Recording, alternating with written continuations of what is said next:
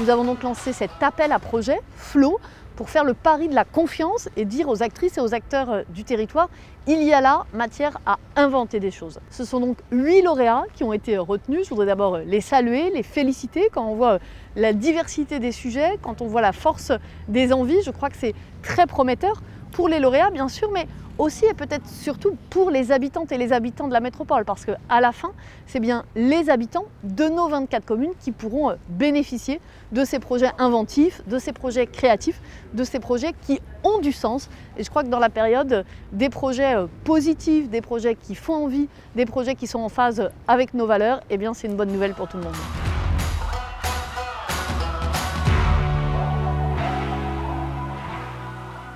Les bateaux du vignoble nantais, c'est l'occasion de redécouvrir le fleuve autour de l'île de Nantes, ainsi qu'à remonter sur les coteaux de la Loire jusqu'au Folicifet. C'est aussi l'occasion de découvrir le travail des hommes du territoire à travers des dégustations de vin et de terrines de poissons sauvages du fleuve.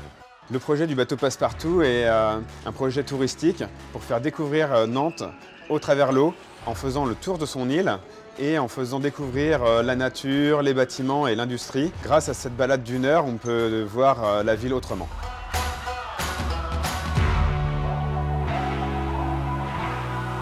L'idée du Naonet Food Boat, c'est de faire un restaurant itinérant et flottant sur un bateau, un petit peu comme ce qui se fait avec les food trucks, mais sur l'eau, sur les rivières nantaises, et de proposer une offre de restauration de produits de la mer locale.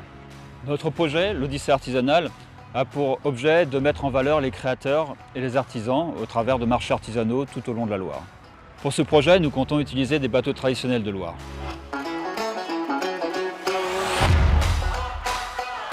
Alors avec Détour en Loire, je propose des balades sur le fleuve, en amont de Nantes et en direction d'Ancenis. Je propose des sorties sur une toux traditionnelle que j'ai entièrement restaurée. Et grâce à ce ponton, grâce à ce projet Flow, eh bien, on va pouvoir embarquer non seulement les passagers, mais surtout de pouvoir embarquer des personnes à mobilité réduite. Ces croisières en fait, ont pour objectif de faire redécouvrir la Loire aux Nantais. Les navigations partiront depuis le quai des Plantes, juste en face des machines de Lille. Elles permettront donc de refaire découvrir la Loire en l'espace d'1 heure.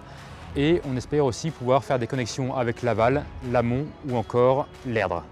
Nos croisières seront proposées au départ du ponton Saint-Félix qui est situé à quai Ferdinand Fabre, à bord de bateaux électrosolaires et 100% électriques qui ont été conçus pour faire un minimum de vagues et un minimum de bruit. À bord de ces bateaux, ils pourront partager un vrai moment convivial et tout ça dans le respect des riverains et de l'environnement.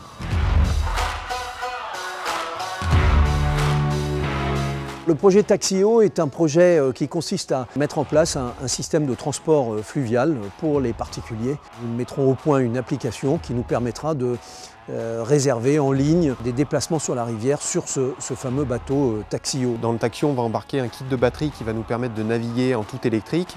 Ces batteries vont être rechargées par des panneaux photovoltaïques de manière à assurer une continuité de la fonction.